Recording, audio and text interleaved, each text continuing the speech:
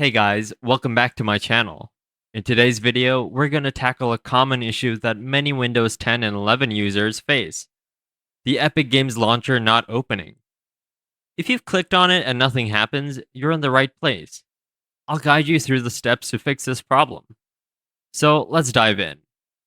Right now, I'm on my Windows 10 machine, and if I search for the Epic Games Launcher and click on it, you'll see that it's not opening. It just disappears. So let me show you how to fix this. The first thing you want to do is make a right click on the Windows icon. Then click on Task Manager from the top menu options. In the Task Manager, go to the Details tab and look for any processes related to Epic Games or the Epic Games Launcher. If you find any, right click on them and choose End Task to close them. Next, right click on the Epic Games Launcher and choose Open File Location.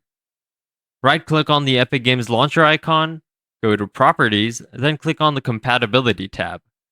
Check the option that says Run this program as an administrator. Click Apply and then OK.